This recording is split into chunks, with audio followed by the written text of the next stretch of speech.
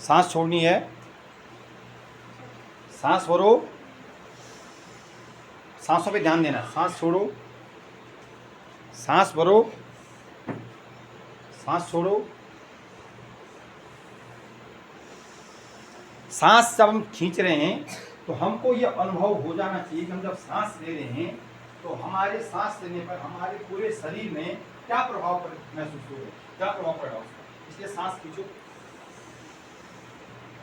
ये क्या नाम इसका, मीरा, आपको सुनाई नहीं दे रहा है मैं क्या कह रहा हूं?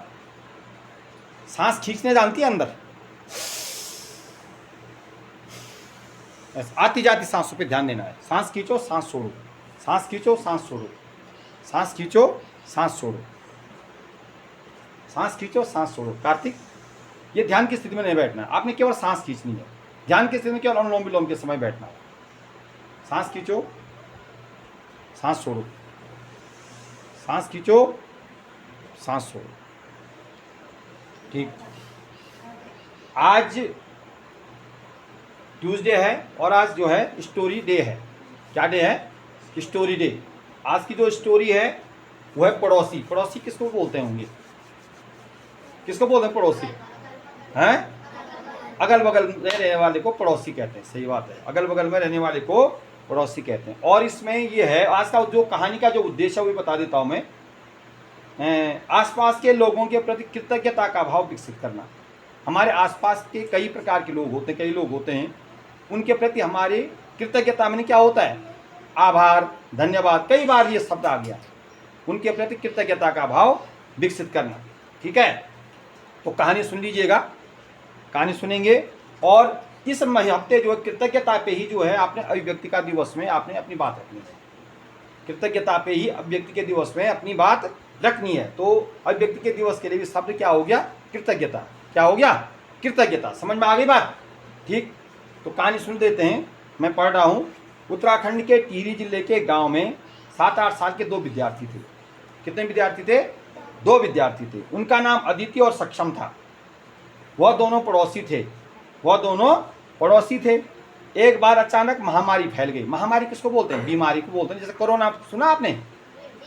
कोरोना महामारी का नाम सुना है? जिसने सुना हाथ खड़े करो। हाँ, महामारी का मतलब ये होता है कि जिससे मन जो ठीक कम होती है, बहुत ज़्यादा फैल जाती है और उसमें जो है बहुत सारी जन धन की क्या होती है? क्षति होती है ना। जन की बहुत ज़्यादा जो है लोग जो हैं परलोक गमन कर देते हैं। तो वो महामारी हो गई है। लोग घरों में कैद हो गए थे। लोग घरों में कैद हो गए थे। महामारी ने इतना भयानक रूप लिया कि वह गांव-गांव, शहर-शहर से होते हुए रामपुर गांव भी पहुंच गई थी। अब टिहरी में कोई गांव होगा, रामपुर, वहां पहुंच गई। अदिति का परिवार भी उसकी चपेट में आ गया। अदिति का परिवार भी उसकी चपेट में आ गया। अदिति के माता पिता इतने बीमार हुए कि स्वास्थ्य विभाग वाले उन्हें अस्पताल ले गए। कहाँ ले गए? अस्पताल ले गए। अदिति घर में अकेली रह गई थी। सक्षम ने अपने माता पिता से सुन लिया था कि अदिति घर में अकेली है। अदिति घर में क्या है? अकेली है। सक्षम अपने हिस्से के फल और खाना अदिति के लिए ले जाने लगा। सक्षम जो है अपने हिस्से के फल और खाना अदिति के लिए ले जाने लगा। यह देखकर सक्षम के माता पिता को बड़ी खुशी हुई। तब उन्होंने सक्षम के साथ मिलकर अदिति की देखभाल की। जब अदिति के माता पिता अस्पताल से ठीक होकर लौटे तो वे सक्षम के माता पिता के घर गए और उन्होंने उनका आभार व्यक्त किया। एक बार दोबारा सुन लो कहानी। उत्तराखंड के टिहरी जिले में एक गांव, टिहरी जिले के गांव में 7-8 साल के 2 विद्यार्थी थे। उनका नाम अदिति और सक्षम था। वे दोनों पड़ोसी थे। आपस में क्या थे? वो पड़ोसी थे। एक बार अचानक महामारी फैल गई। लोग घरों में कैद हो गए थे। महामारी ने इतना भयानक रूप लिया कि वह गांव-गांव, शहर-शहर से होते हुए रामपुर गांव पहुंच गई थी। अदिति का परिवार भी उसकी चपेट में आ गया। अदिति के माता पिता इतने बीमार हुए कि स्वास्थ्य विभाग वाले उन्हें अस्पताल ले गए। अदिति घर में अकेली रह गई थी। सक्षम ने अपने माता पिता से सुन लिया था कि अदिति घर में अकेली है। सक्षम अपने हिस्से के फल और खाना अदिति के लिए ले जाने लगा। यह देखकर सक्षम के माता पिता को बड़ी खुशी हुई। तब उन्होंने सक्षम के साथ मिलकर अदिति की देखभाल की।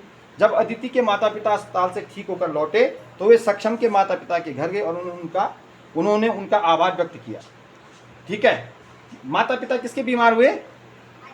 अदिति के। अदिति के घर कौन गया फल लेकर के? सक्षम गया, ठीक हो गया, ये तो समझ में आ गई ना बात।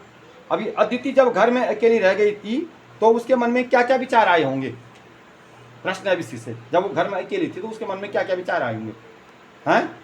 क्या विचार आ सकते हैं? मान लो तुम लोग घर में अकेले हो और आपके माता पिता कहीं जा रखे हैं, तो आपके मन में क्या विचार आए होंगे? अब यहाँ पर तो अदिति के माता पिता बीमार हैं, अस्पताल में हैं, तो उनके मन में क्या विचार आए होंगे? ये जो है चर्चा का प्रश्न है, आपने इस पर चर्चा करनी है, अपनी बात रखनी है। ठीक। घरों में कैद होने पर कैसा लगता है? अच्छा लगता है? हैं? बुरा लगता है? पहले ये बताओ कि अदिति जब घर में अकेली रह गई तो उसके मन में क्या क्या विचार आए होंगे? हैं? कैसे रहूंगी, मेरे माता पिता कब ठीक होकर के घर आएंगे, है ना, जल्दी से ठीक आएंगे तो मैं भी जो है अपने माता पिता के साथ रहूंगी, ये तो सोच होगी, नहीं विचार आ रहे होंगे ना?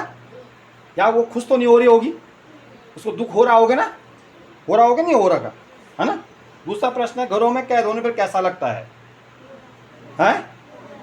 बुरा लगता है? अच्छा नहीं लगता ना? ठीक है। आपके परिवार ने अगर किसी की मदद की हो तो अनुभव साझा करें, ये अगला प्रश्न है। और जो चौथा प्रश्न है, क्या कभी किसी ने आपके परिवार की मदद की है, तब आपको कैसा महसूस हुआ, अनुभव साझा करें। तो ये प्रश्न, इन प्रश्नों पर हम कल चर्चा करेंगे। कहानी आज सुन ली है, इन पर हम कब करेंगे चर्चा? कल चर्चा करेंगे। ठीक है, आज के लिए बस इतना ही।